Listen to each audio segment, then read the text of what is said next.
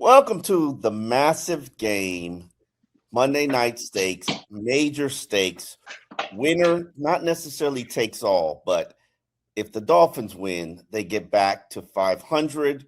They are definitely in the hunt, not a strong position, but in the hunt for playoff berth. Pittsburgh goes to 500 as well. They probably lose their hold on the AFC North. The AFC as a whole is a mess, but the Dolphins, I believe, have a 1% chance right now. A lot of things have to go right their way. I'm not really going to recap that for you because I really don't care and I don't know it.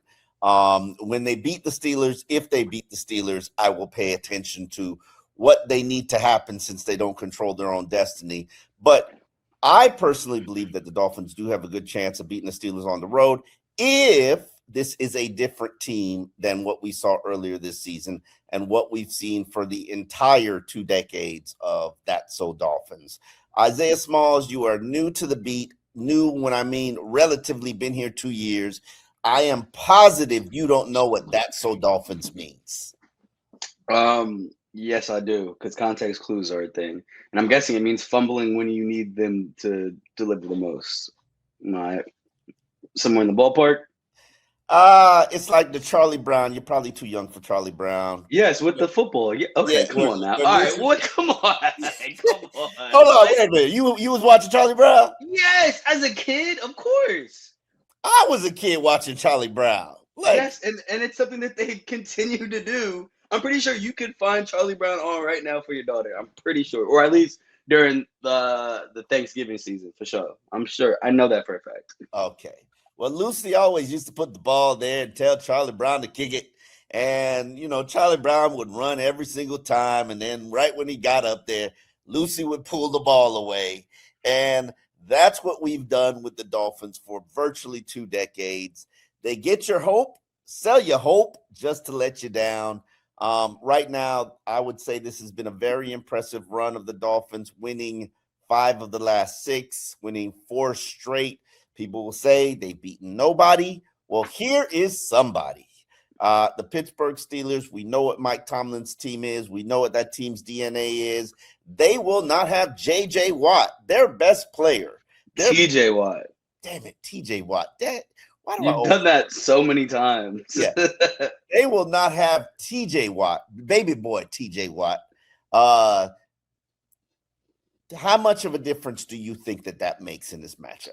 I think it makes a huge difference. Mike tried to downplay it today, saying that is a position that they've invested heavily in. Specifically, they got my boy Jack Sawyer out of Ohio State, who I believe will be starting, in place of T.J. Watt. I wanted the Dolphins to draft him, but the Dolphins. He famously, had that strip sack return for a touchdown against Quinn Ewers in the college football playoff semifinals. So I actually meant to talk to Quinn Ewers this week about that, but I guess it doesn't really matter because he's not playing. It is what it is. So 4th round pick, selection 123. If the Dolphins would have kept their selection instead of trading him away for Jonas Savaiinaea, maybe they would have had a chance at Jack Sawyer. But that's just another subject. Look, he's definitely had a phenomenal college career. We'll see what he does on Sunday. I for sure will be paying attention, trying to see what he does. But look, I think he's a huge threat, specifically TJ in the pass rush. I think when it comes to sacks, since I think he was drafted 2018, I believe. Since 2018, he's far and beyond the leader of sacks in the NFL, right? I think he has 100 and something, and I think the closest guy has 70 something to him. So I mean, he's one of them ones, right? He is a phenomenal player. To not have him, I think is going to be a huge loss that they are going to miss. But they have other guys, right? Jalen Ramsey, right? Patrick Queen. They have other guys, so we'll see. And I think with the Steelers, a lot of times they haven't sacrificed their identity, right? We know that they're tough. We know that they're going to play hard and all that stuff, right? So when you have an identity, something that I don't think the Dolphins have been able to find in recent years, right? It doesn't really matter who's in there. You can kind of, plug and release, right? So although I think not having TJ will be a big deal. It'll be interesting to see what Jack Sawyer does, because again, like I said, that identity is toughness. That identity is going hard, grind it out. So I don't think, and Jack Sawyer obviously is one of those guys. So I don't think they will be sacrificing much from that perspective. It's more from a leadership and production standpoint that I think they will be missing TJ Watt. Game plan standpoint, Miami Dolphins Of course. game plan around TJ Watt. TJ Watt has 53 tackles, 7 sacks, 1 interception, 3 forced fumbles, 2 fumble recoveries. Jack has 23 tackles and 1 interception. Not to say that Jack Sawyer isn't going to step up, because I definitely expect him to. Pittsburgh are one of those teams that actually draft well. They draft and develop well. That's the important part. It's not just about drafting. It's about developing as well. So they draft well and they develop well, which is why Mike Tomlin has never had a losing season. With that said, the Dolphins will be benefiting from Devon Achane being on the field. Now, he's practiced all week, had a red flat jacket on. The Dolphins are actually practicing Saturday night in Pittsburgh, which is smart, because, you got to get used to the lights. You got to get used to the temperatures. You need to know what kind of cleats that you need to wear. I told you about that playoff game in, I believe, 2016, where they wore the wrong cleats. So this is important to have that dry run. Achane is going to play unless there's some massive setback, and that's according to Mike McDaniel. I know that benefits your fantasy team, but are you confident that it's going to benefit the Dolphins football team? Oh, of course. I mean, he has been easily one of the best running backs in the league this year, right? So when he's on the field, he is 100% a threat. That's why if you go back and rewatch the film from Sunday, and that Jets and not the Jets, it was like the reverse that they got to Jalen Waddle. Part of the reason why that worked so well and they got that 20-yard gain was the threat of Devon Achane, right? Everybody, they saw him going one way. The linebackers, everybody flowed that way just for them to give it back the other way, right? So I think when it comes to just game planning, he's one of those guys that either you're going to feed him the ball, or he can always serve as a great decoy.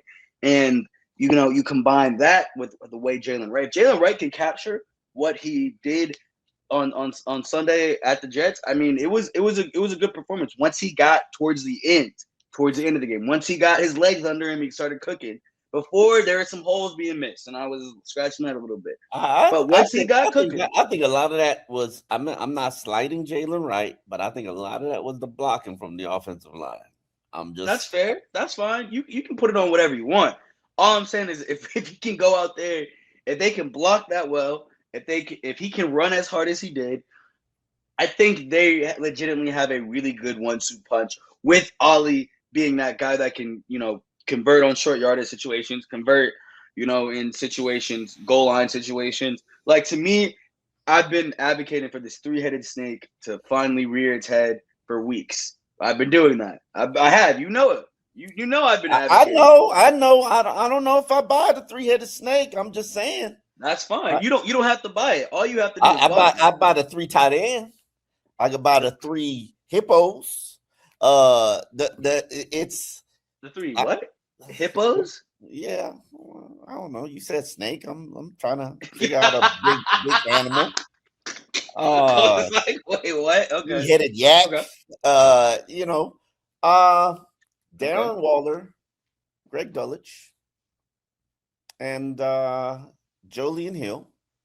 Mm-hmm. And I throw my homeboy. What's his name? Rooch.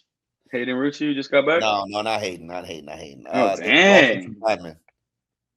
Brunskill. Daniel Brunskill. Yeah, Daniel Brunskill. Does he get – wait, just clarification.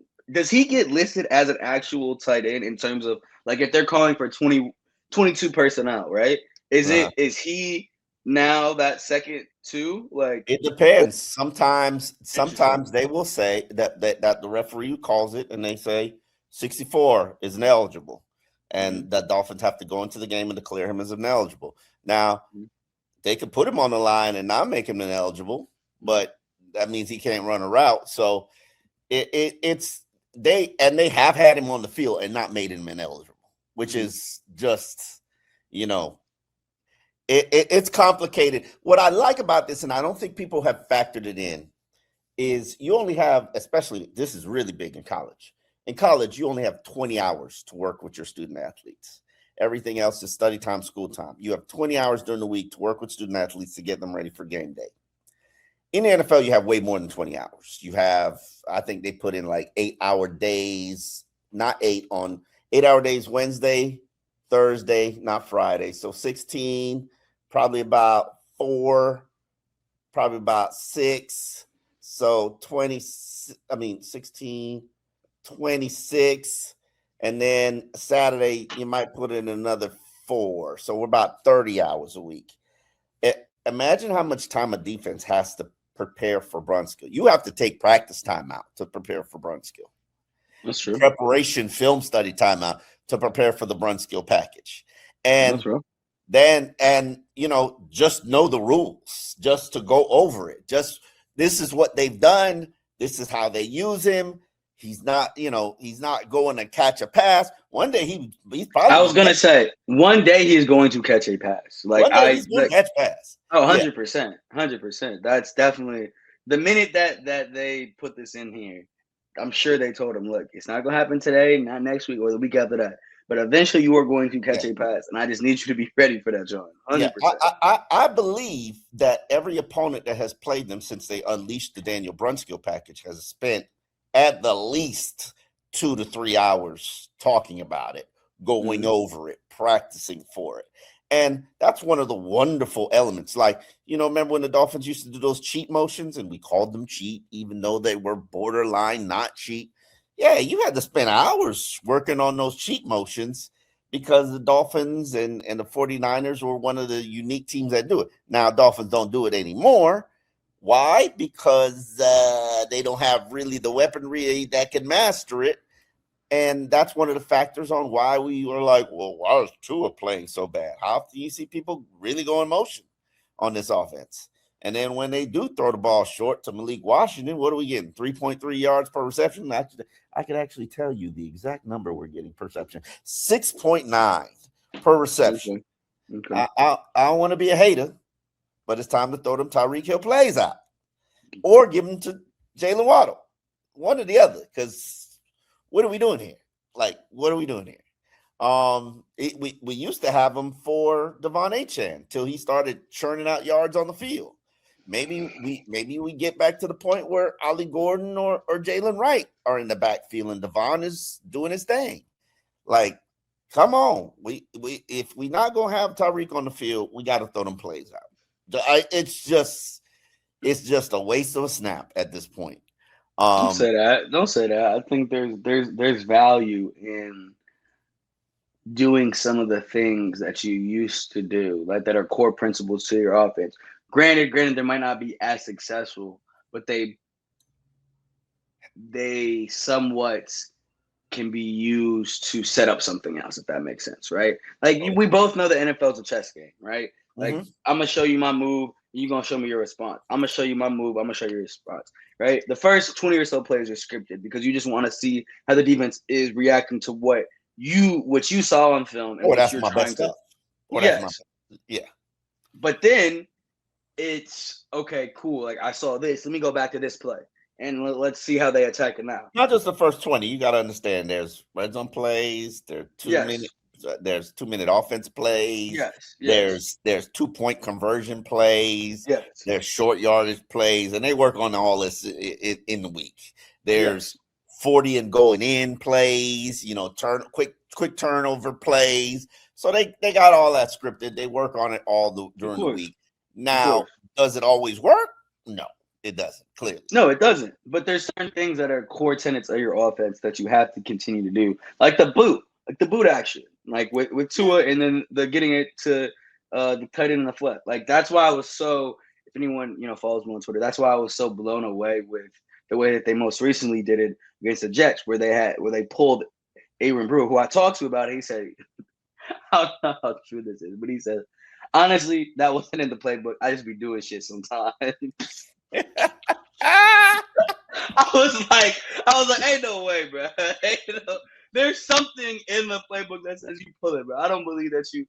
Maybe on this play, you weren't. You know what I'm saying? But maybe in other plays you were. You just be doing shit, but or stuff. I'm sorry, I can't cuss. We gotta make sure to take that out. But that was a direct quote.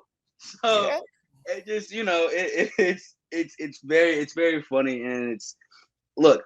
I think one of the best things about this offense is how it's evolved. Right now, you still have your core tenets, your core principles that you've done, but losing Tyreek Hill when as we like to say in the media room, this offense was Tyreek Hill and the threat of Tyreek Hill.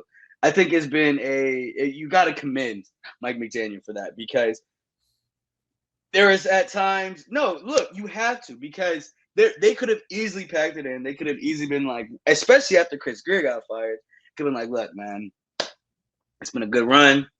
We always have the season 2023. I'm gonna keep coaching y'all, but it is what it is. Because look, that first game. Let's go back, because we've experienced a lot of success recently, and I know fans are happy. But when you go talking about Indiana, yes, against the Indianapolis Colts, that single game, almost I cannot stress this enough. How flabbergasted I was. I felt like the entire training camp had been a lie. I was like, yo, what is happening? But hold on, wait. I watched that game and I was just like, yo, these Colts are gonna be better than people think they are. And before they lost their quarterbacks, they were the hottest team in the NFL for a nice little period. No, I disagree, because even with they had lost, I'm pretty sure, at least one or two games with Daniel Jones lining up. 100%. No, they lost 2 games before Daniel Jones broke his leg, and then tore his Achilles, which is sad. My condolences to him and his family. But I can't name anybody hotter. Denver was trailing them. The Patriots, come on now, in your own division. They haven't I'm played still anybody not buying it. I'm still not buying it. I'm sorry. I'm still not buying it. We gotta wait for that next Bills Patriots game, because that to me it will be a huge. That next I don't know when that Patriots is. Game. I listen. Oh, what? I'm messing with you. I'm messing with you. Okay, all right. I see how you do. I see how you do. Dolphins had them beat. They did, but look, it's something that my dad tells me all the time. Bad teams find a way to lose, right? That team found a way to lose. How you gonna give up, score on a punt return touchdown, right? And then immediately give up a kick return touchdown. I had never seen that before. In my 29 years of watching football, I'd never seen that before. I just don't forget Devon Achane run out of bounds play before he gets to the end zone, and then not be able to finish that drive. It is what it is. It happens. But I personally believe, if we're going to put merit into how the season turned around, yes, I think Chris Greer's firing had it. When you pull out a shotgun and you shoot it in the air, you're gonna get people's attention. Yes. People thought people might lose their job, but when you see somebody hold Steve Ross hold up a head, you realize everybody else's head might get chopped off too. That's true. I was talking to somebody yesterday about that within the organization. I don't want to reveal who, but it was a great conversation that we had, and he mentioned that specifically. That it seems like after Chris Greer played, I'll tell you after we get off this, but he was like, after Chris Greer got fired, it seemed like this team kind of snapped into shape. Which I think to the point that you made that point several times. Like, it was, once you smell blood in the water, it's like, oh crap, like that blood could be mine next. Oh no. And listen, Chris Greer, Mike McDaniel leaving, that impacts everybody. Impacts Jordan Brooks, impacts Tyrell Dotson, impacts Aaron Brewer, impacts Devon Achane. So people want to fight for the status quo. Now, people are fighting for Mike and his staff. So Let's not say that, oh, this is they just want continuity and they keep things status quo. No, the one thing about this team is they've always believed they were better than their record was. Yes, that's and true. they call themselves the delusional Dolphins because they still believe that they're gonna make the playoffs. Like, and hey, if you I was about to say you gotta beat. If you beat the Pittsburgh Steelers, I will entertain it. Yeah, exactly. And like to me, I don't even think it's that simple, right? Because of course, like you gotta defeat the guy in front of you, like 100%. But after this, they got the Bengals coming in town. The Bengals might not be playing for anything, right? I ain't scared. But you're not scared of the Bengals. You're not. I don't know why. Why are you not scared of Joe Burrow? You're not scared of Joe Burrow, T. Higgins, Jamar Chase? I'm not scared. I'm not scared of the Bengals. I'm good. What about the Jones? I'll be all right. I'll be all right. I'm all right. I'm not like Bengals ain't got nothing else for me. All right, man. I get game plan. What you think I'm scared of Mike Gesicki? Like, come on, man. Like, no, I'll be all right. Bengals don't scare me. Okay. The Buccaneers don't scare you either? Nah, look, you see how they lost to Atlanta? Like, they did lose to Atlanta. Yeah, that was embarrassing. They losing. They lose. I think they've lost like 6 straight. Yeah, they've lost some steam for sure.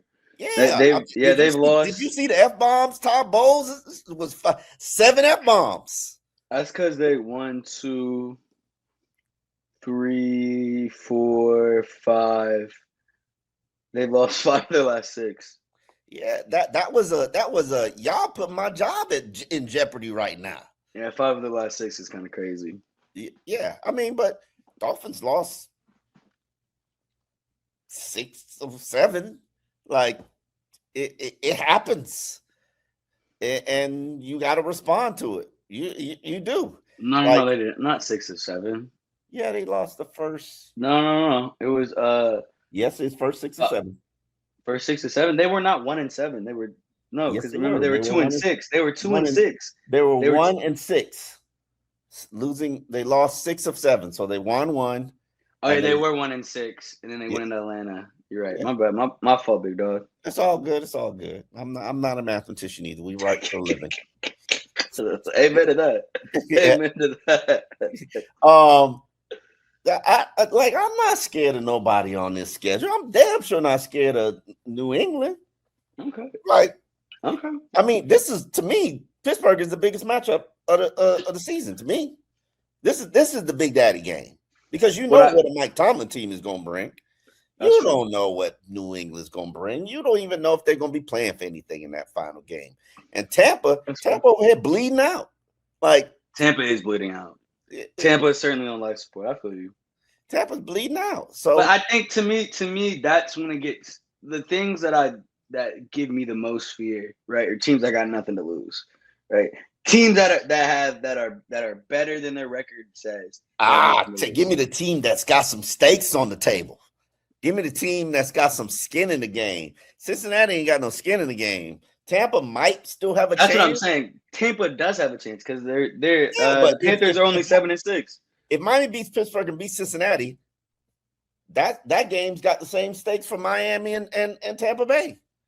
That's so, hell, that might be the game. If Pittsburgh and Cincinnati, if Miami beats Pittsburgh and Cincinnati, that will be the game. Tampa will seal the deal whether Mike is back or not. So, and I think we will both agree this team is playing for Mike and his staff. Yeah, 100%. Yeah, so 100%. We'll see. He knows how to get them up. So we'll definitely see. In regards to this matchup, as a fantasy owner of Devon Achane, I also have DK Metcalf too. Just if you want to explore the ins and outs of my fantasy team, I got DK Metcalf too.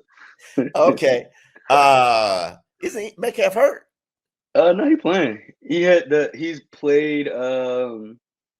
He's practiced I think he missed 1 day of practice this week, but he's good. He went to the hospital, I know, for some stomach stuff, but he's logged. Hold on. DK Metcalf. Yeah, full practices since Thursday. Okay, all right. So he's going. He's playing. Yeah, he's playing. We're still going to lock it down. We'll see. I hope so. Yeah, and then are you concerned that Achane's workload will be impacted?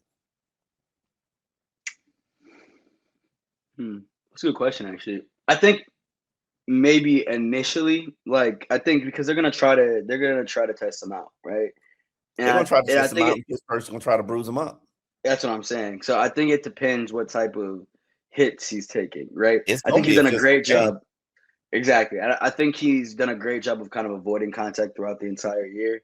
And so if it depends what type of hits he's taking. If it starts to be like, okay, like this is getting a little bit, crazy, I think there you will see them rely heavily on the three-headed snake, right? Like let's throw in some Jalen Wright, let's throw in some Ollie Gordon.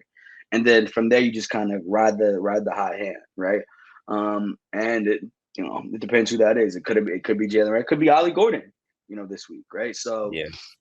from that perspective, I think that they might try to maybe manage it early on, but if it gets tight, and this is what Achane said, right? Like if it gets tight and they need him, he's gonna play. And it's gonna be you kind of got to rock with it. I'm always of the opinion that that's never a good idea. Just like the Daniel Jones situation, when you're out there playing with something, you know what you're doing, you're compensating something else. And that's something else.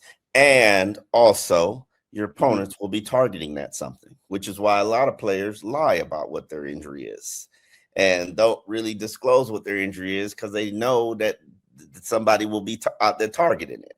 So, so we'll see. We know Javon has a real rib injury, but I'm gonna be real with you. He don't play with that flight jacket. Oh, he gonna get a lot of shoulder pads in them ribs. Yeah, I mean he's playing with it though. He said he's gonna play with some sort of protection, something because to your point, yeah, they're gonna try to attack it for sure. For sure. I mean, why wouldn't you? I mean, it sounds. And I know it sounds kind of grim, but it's football. Like this is It's a a gladiator gladiator sport for Yeah. a reason. Like you exploit weaknesses, right? Whether and that's across any sport, right? Like if Yeah, I your see boy Sawyer. You think Mike hasn't planned all week to go after Sawyer? Like Sawyer about to get all them bootlegs. exactly, he might look. Let's be cautious about that now because we've seen Tua's mobility this year, and I don't know if you watched that college football playoff game, that boy was out after he smacked Quinn, picked up that ball, he was gone. And like there's a reason why no one caught him. So I think they might have to rely more so on because if it comes to it, right, and it's Tua versus him to a certain edge, to a certain point, I'm not taking Tua. Like it's kind of like what Minka said about who did he say this about? Caleb Williams.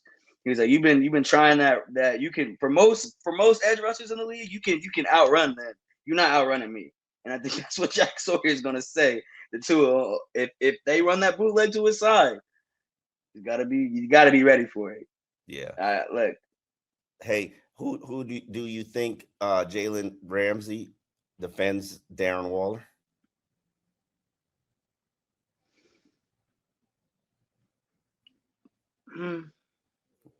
Like you talking about shadowing or just Yeah. No, I don't think Darren Waller's You been think that big he's of a a threat. straight free safety? Yeah. And I think if Darren Waller starts to maybe, act up a He's little up. bit, then it's like okay, like then they'll adjust accordingly. But I don't think because Darren Waller has less than 5 catches since his return, so it's not like 4 he's been touchdowns. no since his return. I know.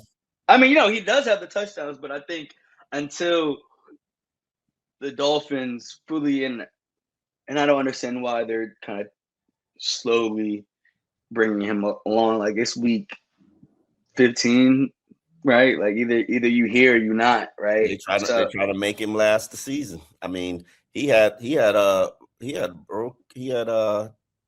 abs. It was Pectoral, pec. pectoral. Oh yeah, torn pec, bro. That ain't easy to play with. Allegedly, let's not speculate too much on it. You think it was torn? Okay. All right. I mean, why else you sitting out a month? You straining your pec, you gonna sit out a month? I don't. That was my next question. How long is the recovery timeline for a strain pain? It ain't a month. It's not a month. It ain't a month. But I think he's out there playing not completely healthy. I mean, look at Daniel Brunskill. He tore his in the week 1, snap 3, and we haven't seen him back since. James Daniels. Who'd I say? Daniel Brunskill? Yes. It's Saturday. Y'all got to give me a break. I feel you. This is your off day, as is mine. But I got some writing to do after this. I'm building magnet castles and what do? We did make some ramen. That was the first time we made some ramen, and now we're about to go Christmas shopping. But it's daddy time right now. So what is your prediction for this game? I'm gonna go 2017 Pittsburgh. Unfortunately, 2017 Pittsburgh. I think the run stops here. Unfortunately for the Dolphins. I am going to do the cardinal sin, which is buy into the Dolphins' belief. I'm going to buy the hype. This is a different team than what I've seen most of this season. They are confident. They're playing well on defense. Their rookies are playing better. Okay. Only thing holding this team back is Tua Tagovailoa. And one day he's going to get out his funk, I think. So I'm going to predict. I was going to say, you sure about that? You sure about that? I mean, yes, I'm sure. I'm sure about that. Okay. Like, the variables here. There are variables. Okay. There are variables. So we shall see. I'm believing 24-20 Dolphins victory. Wow. Okay. Yeah. This Dolphins team, they are built for the cold. I'm going to predict that they play well in the cold. And I'll probably live to regret it, but that's where I stand right now. Just I want to believe in these new blood Dolphins. So okay, well, they have the delusional Dolphins. You got Crazy Kelly. You're buying in. No, all it is I haven't learned. I haven't learned. Hold on, I got one more. I like this one better. Delusional Dolphins, optimistic Omar. There we go. Everybody know that don't exist. All right. We will see you back on Tuesday morning. So I'll give you a recap of what happened in that big Monday Night Football game. If you are a Dolphins fan and you are not watching it, I know most of y'all checked out on the season, but you better check back in because this is prime time. You're in front of a national audience, and we shall see if this Dolphins team will make you proud or send you back to embarrassment. On that note, we will be back on Tuesday. Have a good weekend, everybody.